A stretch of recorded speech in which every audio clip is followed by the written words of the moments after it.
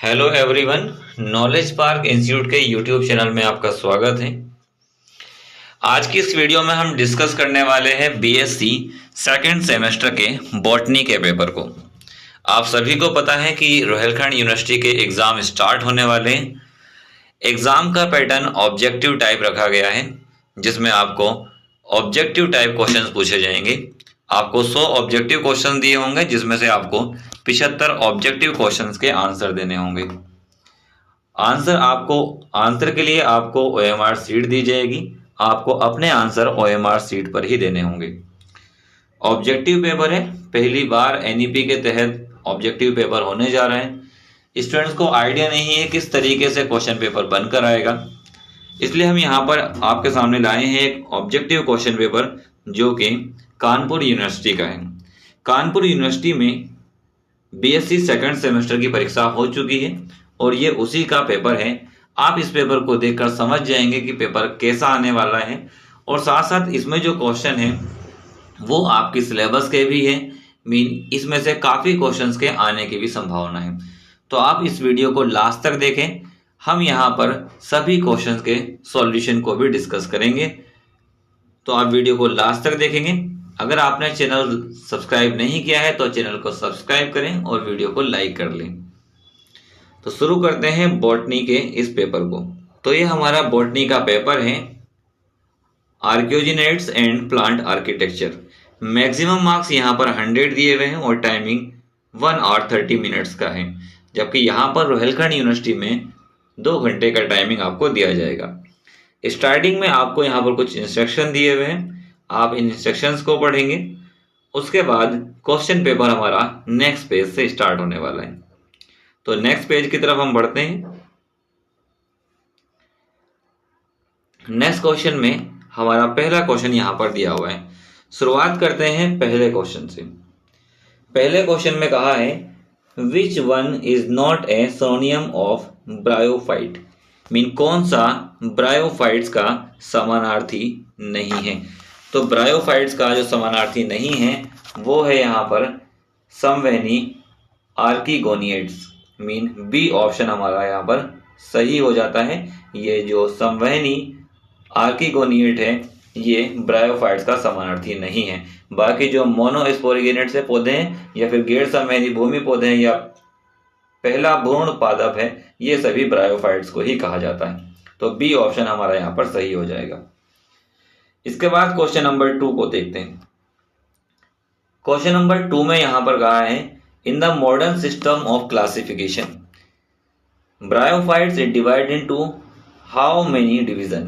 वर्गीकरण की आधुनिक प्रणाली में ब्रायोफाइटा को कितने भागों में बांटा गया है।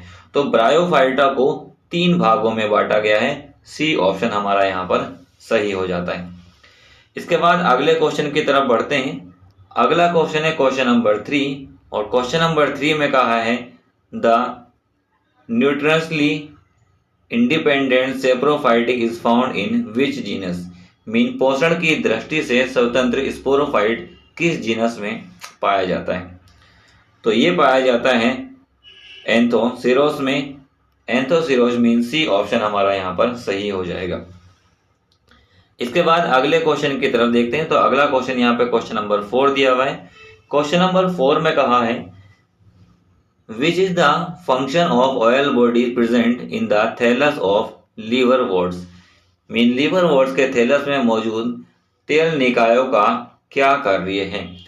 जो लीवरवर्ट्स के थैलस में तेल निकाय उपस्थित होते हैं उसका कार्य होता है सुरक्षा प्रदान करना, प्रोटेक्शन। डी ऑप्शन हमारा यहाँ पर सही हो जाता है। इसके बाद अगले क्वेश्चन की तरफ बढ़ते हैं। अगला क्वेश्चन दिया है क्वेश्चन नंबर 5।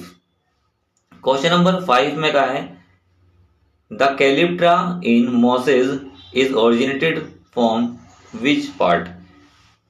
मास में कैलिप्ट्रा की उत्पत्ति किस भाग से हुई है। जो मॉस है उसमें कैलिप्ट्रा की उत्पत्ति किस भाग से मानी जाती है। तो मानी जाती है आर्कगोनियम से। बी ऑप्शन हमारा यहाँ सही हो जाता है, आर्कगोनियम से उत्पत्ति होती है। इसके बाद अगले क्वेश्चन की तरफ बढ़ें। क्वेश्चन नंबर 6 यहाँ पर दिया हुआ है। तो क्वेश्चन नंबर 6 में कहा है mosses have originated from which geological system period. Mean moss की उत्पत्ति जो है वो किस भूवैज्ञानिक प्रणाली काल से हुई थी। तो मॉस की उत्पत्ति जो हुई थी वो हुई थी सिलुरियन काल से। मीन बी ऑप्शन हमारा यहाँ पर सही हो जाता है। इसके बाद क्वेश्चन नंबर 7 की तरफ देखते हैं। तो क्वेश्चन नंबर 7 यहाँ पर दिया है leptoms are seen is which leptoms are seen in which genus.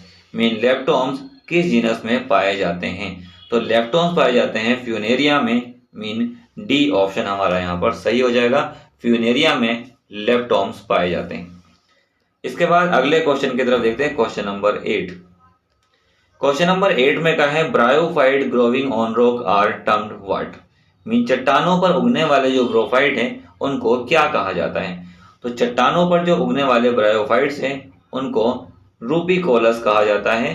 A option हमारा यहाँ पर सही ऑप्शन हो जाता है।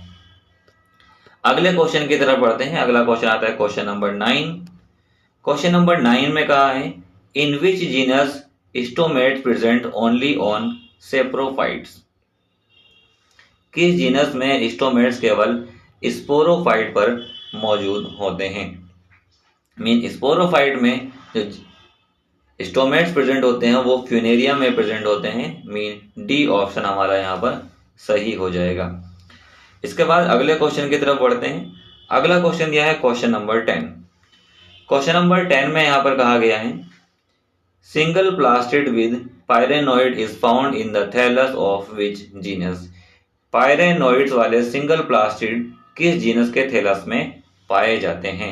तो ये एंथेसिरोस में पाए जाते हैं। सी ऑप्शन हमारा यहाँ पर सही ऑप्शन हो जाता है। इसके बाद अगले क्वेश्चन की तरफ देखें तो अगला क्वेश्चन आता है क्वेश्चन नंबर 11। और क्वेश्चन नंबर 11 में कहा है which bryophyte is useful in surgery. शल्य चिकित्सा में कौन सा ब्रायोफाइट उपयोगी होता है। तो शल्य चिकित्सा में जो ब्रायोफाइट उपयोग किया जाता है वो होता है स्फैग्नम। मीन स्फैग्नम का उपयोग किया जाता है। ए ऑप्शन हमारा यहाँ पर सही ऑप्शन हो जाएगा। इसके बाद अगले क्वेश्चन की तरफ बढ़ते हैं। तो अगला क्वेश्चन है यहाँ पर क्वेश्चन नंबर 12। क्वेश्चन नंबर 12 में कहा है the graduate mode of spore mutation is seen in which genus. बीजाणुओं की परिपक्वता की स्नातक विधा किस जीनस में देखी जाती है। तो ये भी एंथेसिरोस में देखी जाती है। मीन सी ऑप्शन हमारा यहाँ पर सही ऑप्शन हो जाएगा। इसके बाद नेक्स्ट क्वेश्चन की तरफ बढ़ते हैं। तो अगला क्वेश्चन नंबर 13 है। क्वेश्चन नंबर 13 में कहा है which one is not a part of steel. कौन सा स्टील का हिस्सा नहीं है। तो यहां पर पूछा गया कौन सा स्टील का हिस्सा नहीं होता है। तो सेकेंडरी जाइलम जो होता है मीन माध्यमिक जाइलम ये स्टील का हिस्सा नहीं होता है। सी ऑप्शन हमारा यहाँ पर सही हो जाएगा। इसके बाद क्वेश्चन नंबर 14 की तरफ देखते हैं। तो क्वेश्चन नंबर 14 में यहाँ पर कहा है which tissue for first time formed in pteridophytes. Pteridophytes में पहली बार किस ऊतक का निर्माण हुआ है।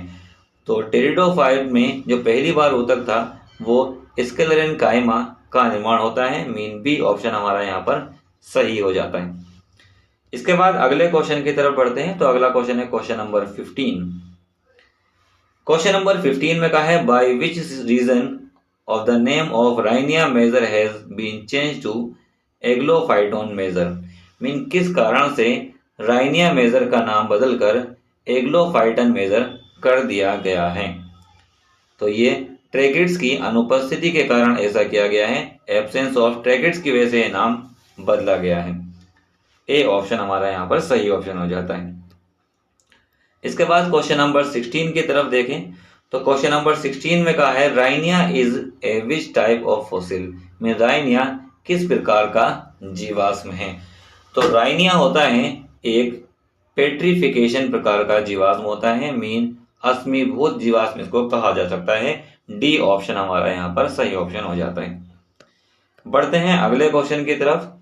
अगले क्वेश्चन 17 में यहाँ पर कहा है which plant group so two distinct plants of the same individual. Mean कौन सा पौधा समूह एक ही इकाई के दो अलग अलग पौधों को दर्शाता है। तो टेरिडोफाइट जो होते हैं वो ऐसा करते हैं, मीन टेरिडोफाइट का पौधा एक ही इकाई के दो अलग अलग पौधों पर दर्शाता है। सी ऑप्शन हमारा यहाँ पर सही ऑप्शन हो जाता है। इसके बाद क्वेश्चन नंबर 18 की तरफ चलते हैं। क्वेश्चन नंबर 18 में कहा है which one species of Selaginella so one functional megaspore in megasporangium. Mean Selaginella की कौन सी प्रजाति अपने मेगास्पोरेंजियम में एक कार्यात्मक मेगास्पोर दिखाती है। मीन ये दिखाती है सेलेजिनेला रुपेस्ट्रिस में। तो डी ऑप्शन हमारा यहाँ पर सही ऑप्शन हो जाता है। इसके बाद बढ़ते हैं नेक्स्ट क्वेश्चन की तरफ। अगले क्वेश्चन 19 में यहाँ पर कहा है stem protoxylem extract is seen in which genus. Mean तना प्रोटोजाइलम एक्सचार्ज किस वंश में पाया जाता है। तो ये पाया जाता है लाइकोपोडियम में। मीन ए ऑप्शन हमारा यहाँ पर सही हो जाएगा। स्टेम प्रोटोजाइलम एक्सचार्ज जो होता है वो लाइकोपोडियम में पाया जाता है। इसके बाद क्वेश्चन नंबर 20 की तरफ देखते हैं।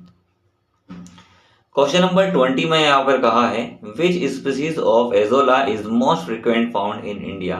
एजोला की कौन सी प्रजाति भारत में सबसे अधिक पाई जाती है। तो एजोला की जो प्रजाति भारत में पाई जाती है सबसे अधिक है वो है एजोला पिनाटा।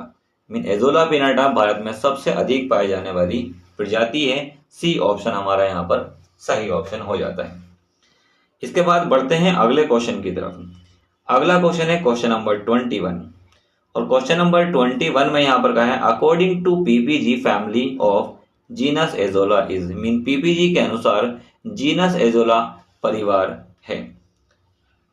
तो इसका ऑप्शन हो जाता है हमारे पास सोल्विनियासी। मीन सोल्विनियासी जो है वो एजोला की फैमिली को कहा जाता है। इसके बाद क्वेश्चन नंबर 22 की तरफ चलते हैं। तो क्वेश्चन नंबर 22 में यहां पर कहा है the term taxis refers to which. Mean तकनीकी शब्द जो टैक्सिस है उसका संबंध किससे है। तो इसका संबंध होता है वर्नेशन से। मीन वर्नेशन का अर्थ होता है टैक्सिस। बी ऑप्शन यहाँ पर सही ऑप्शन हो जाता है। इसके बाद अब बढ़ते हैं अगले क्वेश्चन की तरफ, क्वेश्चन नंबर 23 की तरफ। तो क्वेश्चन नंबर 23 में यहाँ पर कहा है the actinoplectostele is found in the stem of which species. Mean actinoplecto किस प्रजाति के तने में पाया जाता है। तो ये पाया जाता है लाइकोपोडियम एनोटिनम में। लाइकोपोडियम एनोटिनम में ये पाया जाता है। ए ऑप्शन हमारा यहाँ पर सही ऑप्शन हो जाता है। इसके बाद बढ़ते हैं अगले क्वेश्चन की तरफ। अगला क्वेश्चन है क्वेश्चन नंबर 24। 24 में कहा है tubers are frequently found in which genus. कंद प्राय किस वंश में पाए जाते हैं। तो कंद पाए जाते हैं इक्विसेटम में। इक्विसेटम में कंद पाए जाते हैं। सी ऑप्शन हमारा यहाँ पर सही ऑप्शन हो जाता है। इसके बाद बढ़ते हैं आगे अगले क्वेश्चन की तरफ। अगला क्वेश्चन आता है क्वेश्चन नंबर 25। क्वेश्चन नंबर 25 में कहा है the dimorphic leave are found in which genus. Mean द्विरूपी पत्तियां किस वंश में पाई जाती है। द्विरूपी पत्तियां पाई जाती है सेलेजिनेला में। मीन हमारा डी ऑप्शन यहाँ पर सही हो जाता है। द्विरूपी पत्तियां सेलेजिनेला में पाई जाती है। अगले क्वेश्चन की तरफ बढ़ते हैं। अगला क्वेश्चन यहाँ पर दिया हुआ है 26 और 26 में यहाँ पर कहा है in the acrogymnosperm which order is not included. Mean acrogymnosperm में कौन सा गण सम्मिलित नहीं है। तो इसमें सम्मिलित नहीं होता है टेरिडोस्पर्मलेस। टेरिडोस्पर्मलेस जो होता है वो इसमें सम्मिलित नहीं होता। डी ऑप्शन हमारा यहाँ पर सही ऑप्शन हो जाता है। इसके बाद क्वेश्चन नंबर 27 की तरफ देखते हैं। तो क्वेश्चन नंबर 27 में यहाँ पर कहा है Mormon tea is obtained from which plant. Mean Mormon चाय किस पौधे से प्राप्त की जाती है। तो मोरमन चाय जो प्राप्त की जाती है वो एफेड्रा के पौधे से प्राप्त की जाती है। मीन सी ऑप्शन हमारा यहाँ पर सही ऑप्शन हो जाता है। इसके बाद बढ़ते हैं अगले क्वेश्चन की तरफ। अगला क्वेश्चन दिया है क्वेश्चन नंबर 28। 28 में कहा है wood of gymnosperm are collectively called as soft wood. It is mainly because of. Mean gymnosperm की लकड़ी को सामूहिक रूप से नरम लकड़ी कहा जाता है और इसका मुख्य कारण ये है। तो मुख्य कारण है इसका, ये एक टिम्बर ट्रेड है, मीन इमारती लकड़ी का व्यापार इससे किया जाता है, इसलिए इसे आप नरम लकड़ी कह सकते हैं। बी ऑप्शन हमारा यहाँ पर सही ऑप्शन हो जाता है। इसके बाद बढ़ते हैं क्वेश्चन नंबर 29 की तरफ। Question number 29। क्वेश्चन नंबर 29 में कहा है serotiny is introduce seed release, mean serotiny एक प्रेरित बीज विमोचन है। तो ये इसका यहाँ पर फिल द ब्लैंक दिया हुआ है, तो यहाँ पर फिल द ब्लैंक में आग आ जाएगा, मीन फायर का ऑप्शन आ जाएगा, फायर इंड्यूस सीड रिलीज होता है। ए ऑप्शन हमारा यहाँ पर सही हो जाता है। इसके बाद क्वेश्चन नंबर 30 की तरफ देखते हैं। तो क्वेश्चन नंबर 30 में यहाँ पर कहा है what is ploidal status of endosperm found in Pinus, mean Pinus में बनने वाले भ्रूणपोष की प्लोइडल स्थिति क्या होती है। मीन पाइनस में जो भ्रूणपोष बनता है उसकी प्लोइडल स्टेट क्या है, ये क्वेश्चन में पूछा गया है। तो इसकी होती है एगुणित होती है, मीन हैप्लॉइड होती है। ए ऑप्शन हमारा यहाँ पर सही हो जाता है। इसके बाद क्वेश्चन नंबर 31 की तरफ देखते हैं। तो क्वेश्चन नंबर 31 में कहा है in which type of section of wood the cross field is seen, लकड़ी के किस प्रकार के खंड में क्रॉस फील्ड देखा जाता है। तो क्रॉस फील्ड देखा जाता है RLS टाइप के खंड में। तो RLS यहाँ पर हमारा डी ऑप्शन यहाँ पर सही हो जाता है। इसके बाद क्वेश्चन नंबर 32 की तरफ चलते हैं। तो क्वेश्चन नंबर 32 में कहा है the leaf trace in cycas is made up of which, cycas में लीफ ट्रेस किससे बना होता है। तो साइकस में जो लीफ ट्रेस बना होता है वो डायरेक्ट और गर्डल दोनों ट्रेस से बना होता है, मीन हमारा डी ऑप्शन यहाँ पर सही हो जाता है। डायरेक्ट और गर्डल ट्रेस दोनों से मिलकर बना होता है।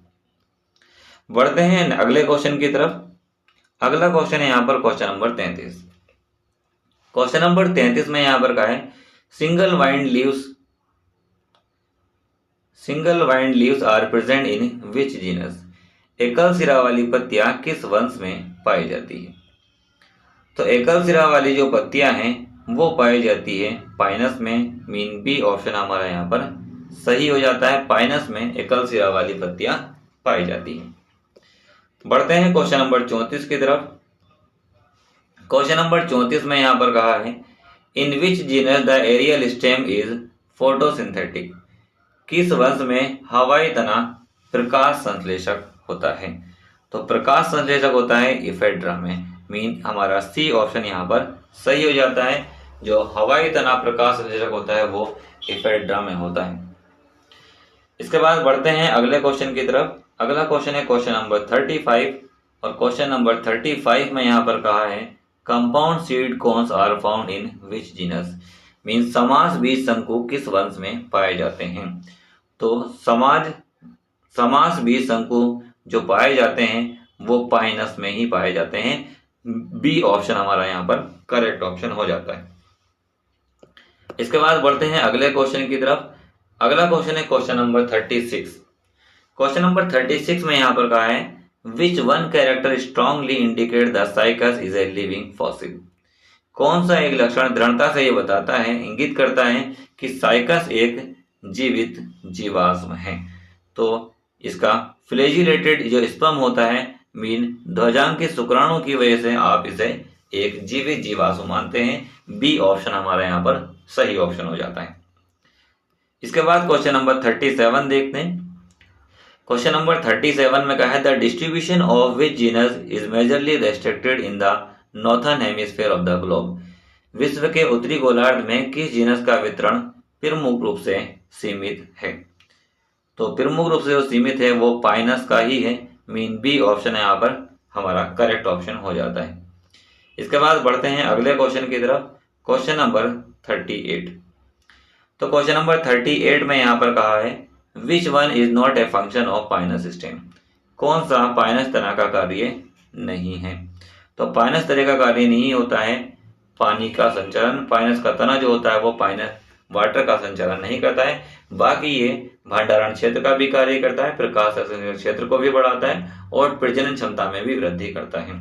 जबकि पानी का संचालन इसका कार्य नहीं है, इसलिए ए ऑप्शन हमारा यहाँ पर सही ऑप्शन हो जाता है। इसके बाद क्वेश्चन नंबर 39 देखते हैं। क्वेश्चन नंबर 39 में यहाँ कहा है which one is a major difference between the plant of Williamsoniaceae and साइकोडियेसी।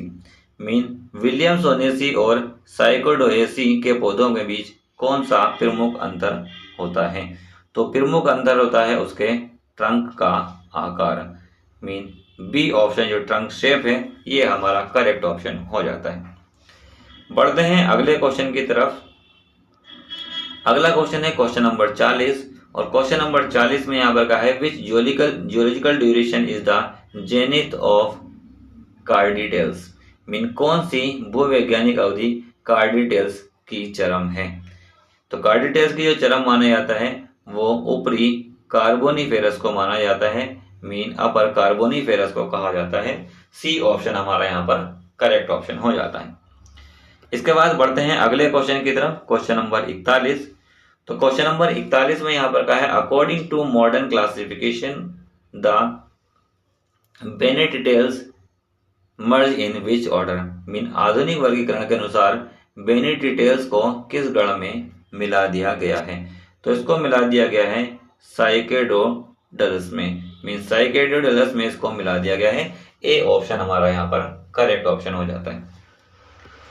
इसके बाद बढ़ते हैं अगले क्वेश्चन की तरफ। अगला क्वेश्चन है क्वेश्चन नंबर 42 और क्वेश्चन नंबर 42 में यहाँ पर कहा है the classification of gymnosperm as proposed by Sahni was principally based in which character. Mean Sahni द्वारा प्रस्तावित जिम्नोस्पर्म का वर्गीकरण मुख्यतः किस लक्षण पर आधारित था? तो यह आधारित था बीजांड की स्थिति पर। मीन डी ऑप्शन हमारा यहाँ से हो जाता है। पोजीशन ओव्यूल हमारा करेक्ट ऑप्शन हो जाता है। इसके बाद बढ़ते हैं अगले क्वेश्चन की तरफ। अगला क्वेश्चन है क्वेश्चन नंबर 43 और क्वेश्चन नंबर 43 में यहाँ पर कहा है the era Palaeozoic has been divided into how many periods. Mean युग पुरापाषाण काल को कितने कालखंडों में विभाजित किया गया है? तो इसको 6 कालखंडों में विभाजित किया गया है। मीन बी ऑप्शन हमारा यहाँ पर सही ऑप्शन हो जाता है। इसके बाद बढ़ते हैं अगले क्वेश्चन की तरफ, क्वेश्चन नंबर 44। क्वेश्चन नंबर 44 में कहा है the most recent geological time scale the era Cenozoic has been divided into how many system period. सबसे हाल में भूवैज्ञानिक समय पैमाने में युग सेनेजोइक को कितने सिस्टम काल में विभाजित किया गया है? तो इसको 3 काल में विभाजित किया गया है। बी ऑप्शन हमारा यहाँ पर करेक्ट ऑप्शन हो जाता है। बढ़ते हैं अगले क्वेश्चन की तरफ। अगला क्वेश्चन है क्वेश्चन नंबर 45 और क्वेश्चन नंबर 45 में यहाँ पर कहा है the system period Jurassic is named after which. जो सिस्टम पीरियड जुरासिक का नाम किस आधार पर रखा गया है? तो ये एक माउंटेन मीन एक पर्वत के आधार पर रखा गया है। सी ऑप्शन हमारा यहाँ पर करेक्ट ऑप्शन हो जाता है। बढ़ते हैं नेक्स्ट क्वेश्चन की तरफ, क्वेश्चन नंबर 46। क्वेश्चन नंबर 46 में कहा है the minimum age of A fossil would be how many years. एक जीवाश्म की न्यूनतम आयु कितने वर्ष की हो सकती है? तो एक जीवाश्म की जो न्यूनतम आयु है वो कम से कम 6000 साल हो सकती है। मीन ए ऑप्शन हमारा यहाँ पर करेक्ट हो जाता है। कम से कम जीवाश्म की जो आयु होती है वो 6000 साल होती है। इसके बाद क्वेश्चन नंबर 47। क्वेश्चन नंबर 47 में कहा है the coal ball specimen are restricted in the occurrence to which system period.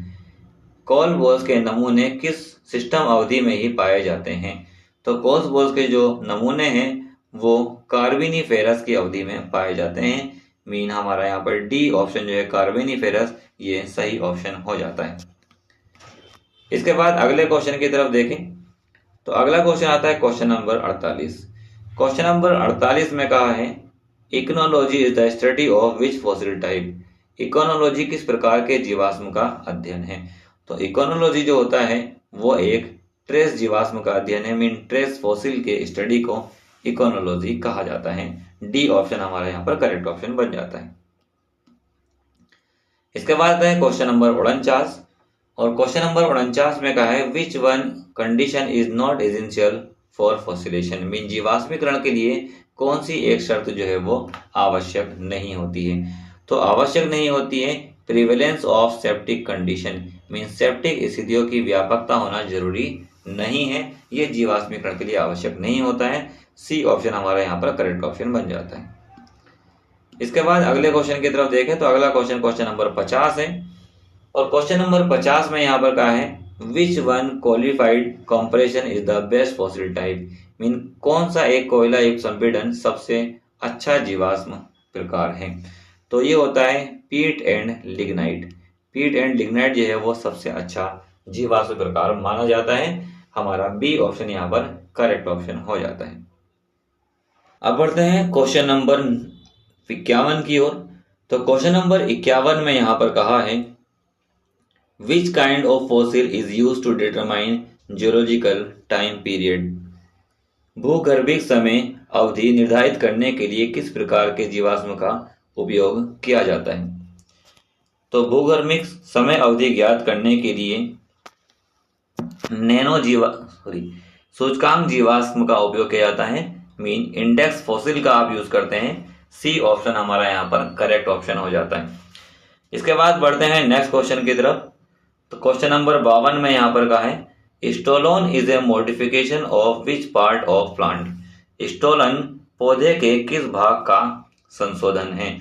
तो स्टोलन जो है वो तने का संशोधन माना जाता है, मीन सी ऑप्शन हमारा यहाँ पर स्टेम सही ऑप्शन बन जाता है।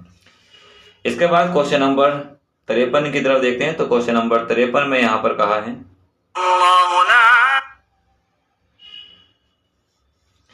इसके बाद क्वेश्चन नंबर 53 में देखते हैं। तो क्वेश्चन नंबर 53 में यहाँ पर कहा है a habit in which stem is creeping और lying flat but rooting at node are terms as what, एक प्रवृत्ति जिसमें तना रेंग रहा है या सपाट पड़ा हुआ है लेकिन नोड्स पर जड़ उत्पन्न कर रहा है, तो उसे क्या कहा जाता है।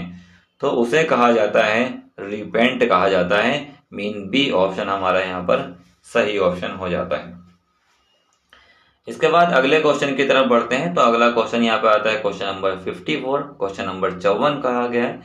क्वेश्चन नंबर 54 में कहा है coarsely fibre bark is termed as what, mean मोटे रेशेदार छाल को क्या कहते हैं। जो मोटे रेशे वाली छाल होती है उसको क्या कहा जाता है।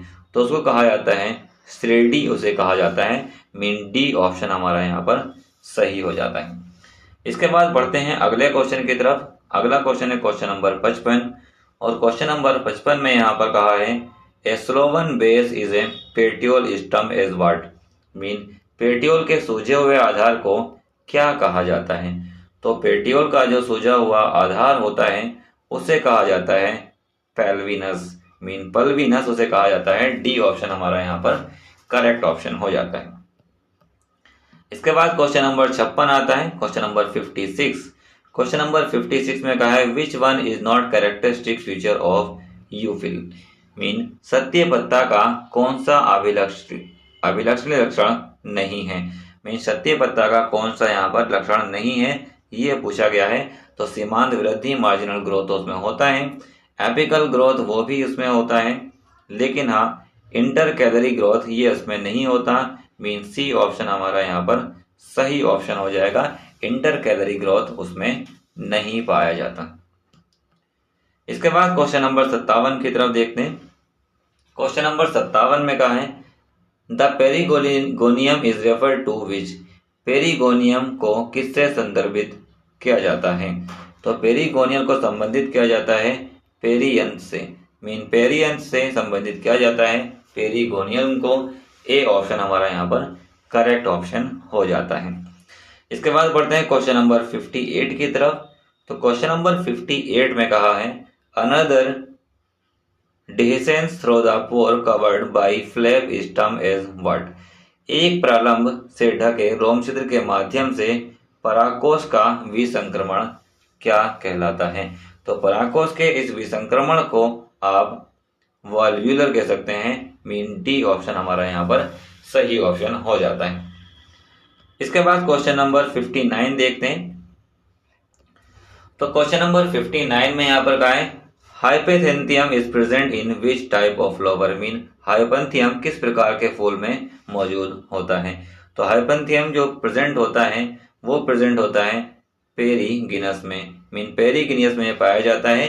बी ऑप्शन हमारा यहाँ पर करेक्ट ऑप्शन हो जाएगा। इसके बाद बढ़ते हैं क्वेश्चन नंबर 60 की तरफ। तो क्वेश्चन नंबर 60 में यहाँ पर कहा है integumented megasporangium is termed as what. Mean megasporangium को क्या कहा जाता है। तो मेगास्पोरेंजियम को बीजांड कहा जाता है, ओव्यूल कहा जाता है। बी ऑप्शन हमारा यहाँ पर करेक्ट ऑप्शन बन जाता है। इसके बाद आता है क्वेश्चन नंबर 61। क्वेश्चन नंबर 61 में कहा है which one is an example of caryopsis. Caryopsis का उदाहरण कौन सा है। तो कैरियोप्सिस का उदाहरण होता है गेहूं। मीन वीट कैरियोप्सिस ही कहा जाता है। ए ऑप्शन हमारा यहाँ पर करेक्ट ऑप्शन बन जाता है। इसके बाद क्वेश्चन नंबर 62 आता है। तो क्वेश्चन नंबर 62 में यहाँ पर कहा है spadix inflorescence is found in which plant. Spadix पुष्पक्रम किस पौधे में पाया जाता है। तो ये पाया जाता है मक्का में। मीन डी ऑप्शन हमारा यहाँ पर सही ऑप्शन हो जाता है। ये मेज मीन जगमक्का में पाया जाता है। इसके बाद क्वेश्चन नंबर 63 देखते हैं। तो क्वेश्चन नंबर 63 में यहाँ पर कहा है in which plant winged petiole is found. Mean किस पौधे में पंखों वाला पर्णावृंत पाया जाता है।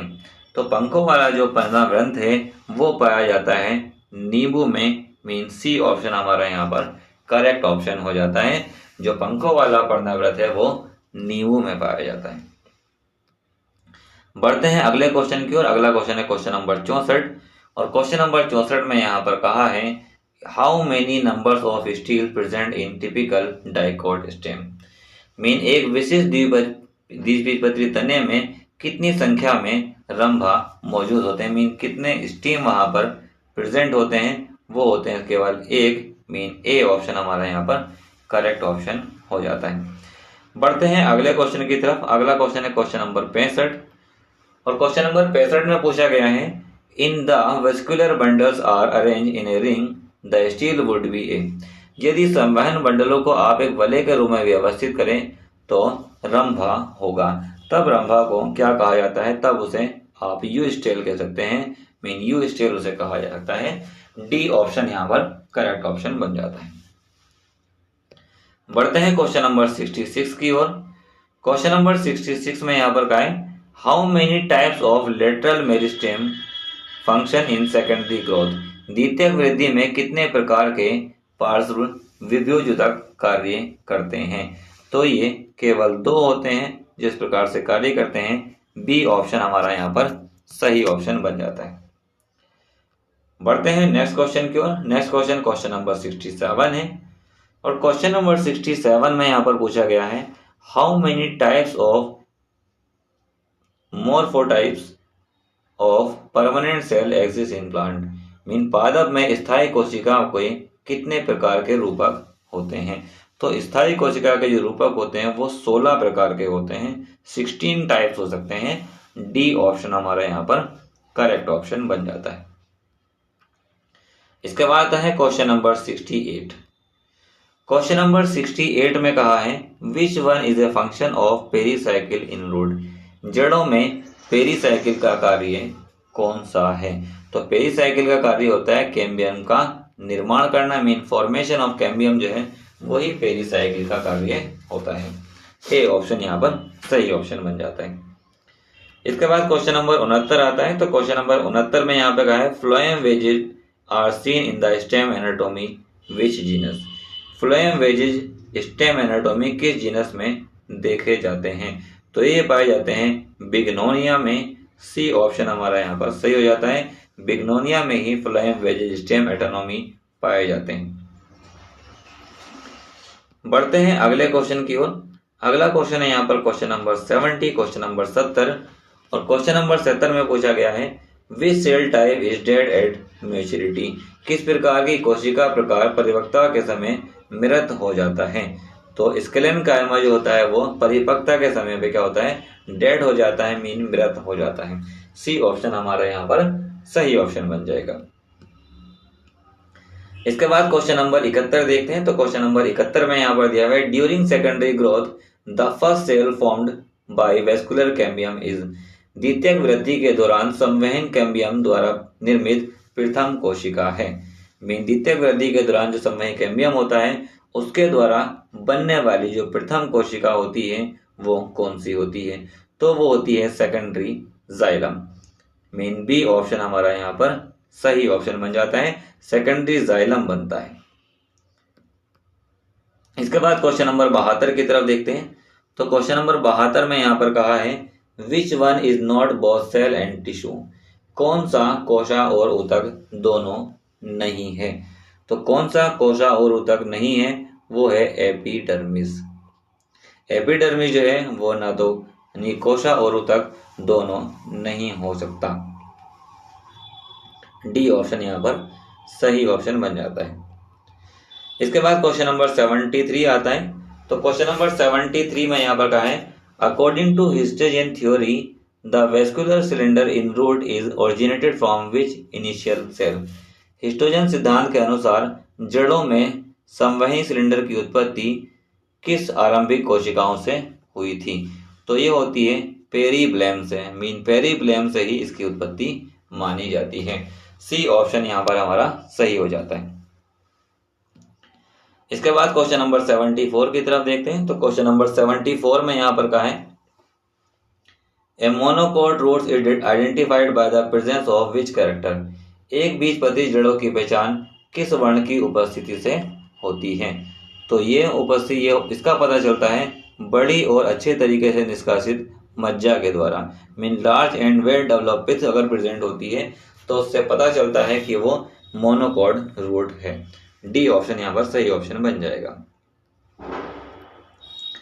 इसके बाद क्वेश्चन नंबर 75 आता है।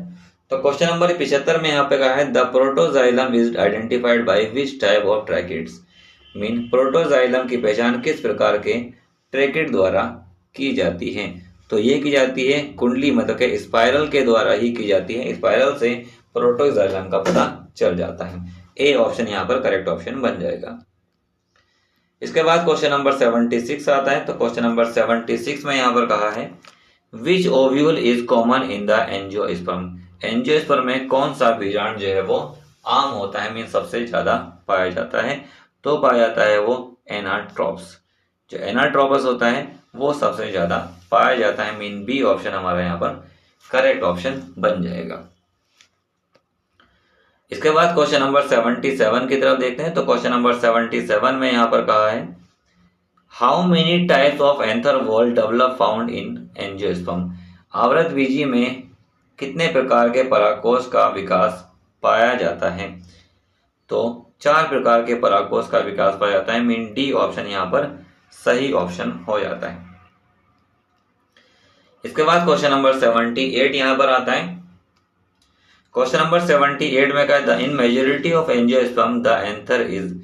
अधिकांश एंजियोस्पर्म में जो एंथर होते हैं वो किस प्रकार के होते हैं। तो वो होते हैं डिथेकल होते हैं। मीन बी ऑप्शन यहाँ पर हमारा सही हो जाएगा। अधिकांश एंजियोस्पर्म में जो एंथर होते हैं वो डिकेथल ही होते हैं, डिथेकल। क्वेश्चन नंबर 79 देखते हैं। तो क्वेश्चन नंबर 79 में यहाँ पर कहा है, how many types of ovule micropyle are found in angiosperm. Angiosperm में कितने प्रकार के बीजांड माइक्रोफाइल पाए जाते हैं।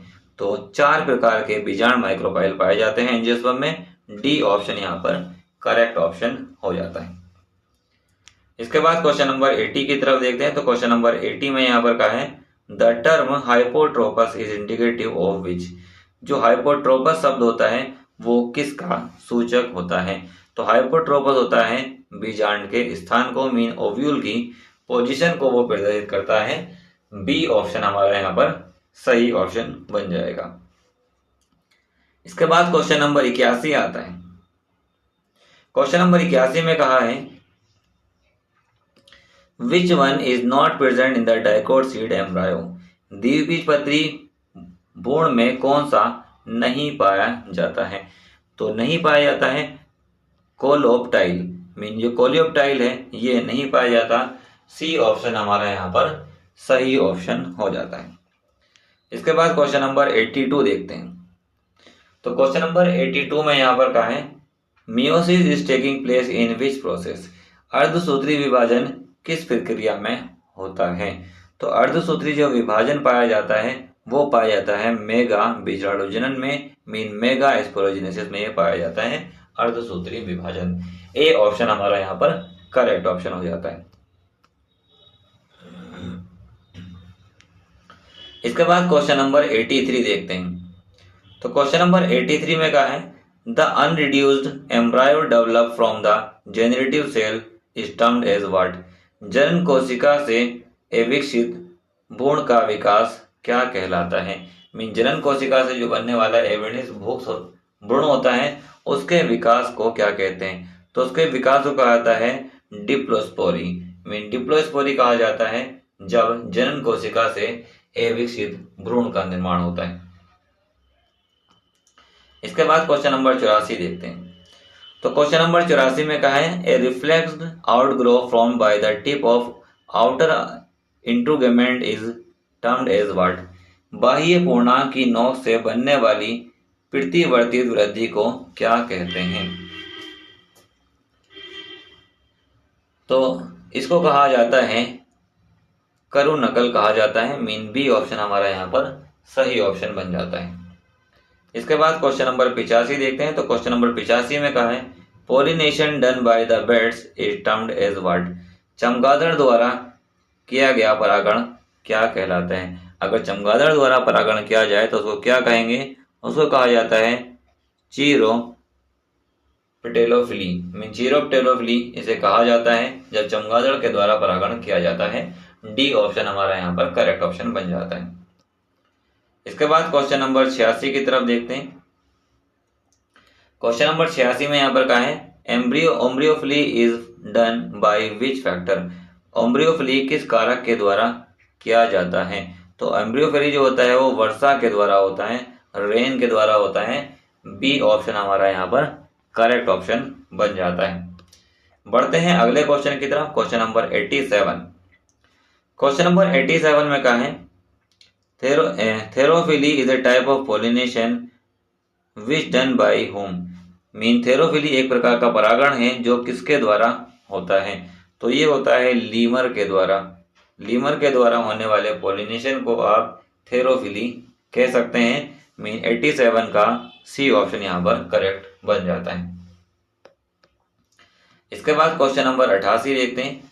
तो क्वेश्चन नंबर 88 में यहाँ पर कहा है the third mitosis takes place in which type of mega gametogenesis, तीसरा समसूत्री विभाजन किस प्रकार के युग्मक जनन में होता है।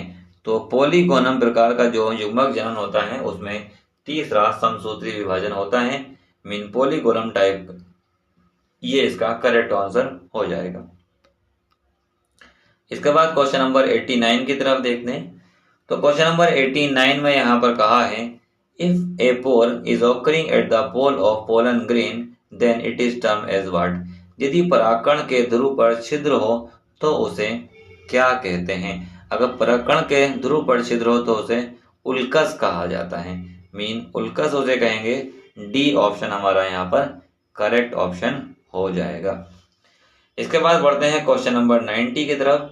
तो क्वेश्चन नंबर 90 में यहाँ पर कहा है pollen wall structure is studied by which method, पराग दीवार की संरचना का अध्ययन किस विधि के द्वारा किया जाता है। तो पराग दीवार का जो अध्ययन है वो एसिटोलिसिस के द्वारा किया जाता है, एसिटोलाइसिस के द्वारा किया जाएगा। बी ऑप्शन हमारा यहाँ पर करेक्ट ऑप्शन हो जाता है। बढ़ते हैं नेक्स्ट क्वेश्चन 91 की तरफ। 91 में यहाँ पर कहा है spores of which plant is term as vegetable sulphur and use medicinally for disorder of stomach, mean किस पौधे के बीजाणुओं को वनस्पति सल्फर कहा जाता है और पेट के विकारों के लिए औषधि रूप में उपयोग किया जाता है। तो किस पौधों के बीजाणुओं का उपयोग ऐसा किया जाता है, ये यहाँ पर पूछा गया है।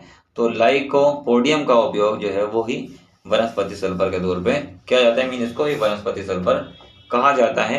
91 का ए ऑप्शन हमारा यहाँ पर करेक्ट ऑप्शन हो जाता है।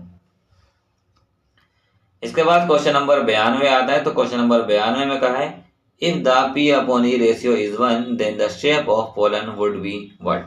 यदि P बटे E का अनुपात 1 हो तो पराग का आकार क्या होगा।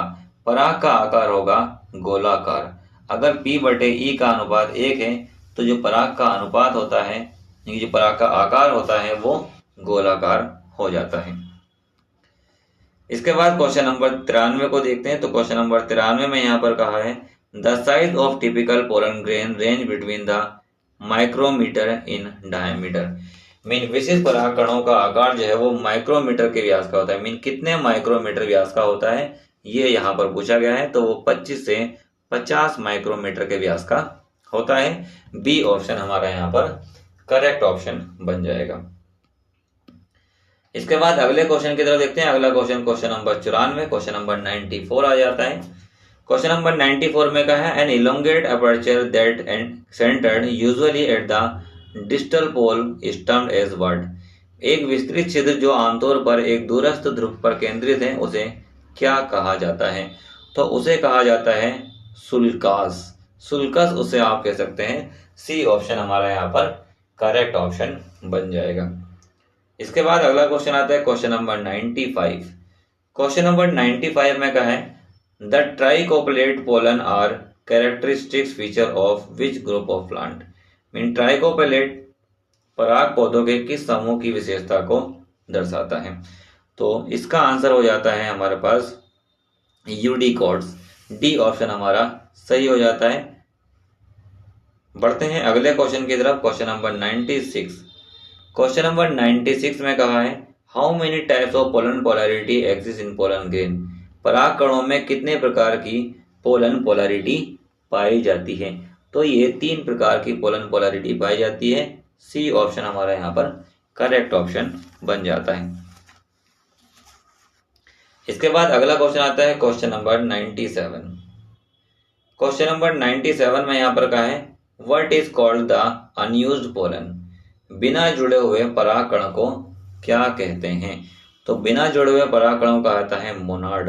मोनाड बिना जुड़े हुए मीन अनफ्यूज परागकण को मोनाड कह सकते हैं। ए ऑप्शन यहाँ पर करेक्ट ऑप्शन बन जाता है। इसके बाद क्वेश्चन नंबर 98 की तरफ चलते हैं। तो क्वेश्चन नंबर 98 में यहाँ पर कहा है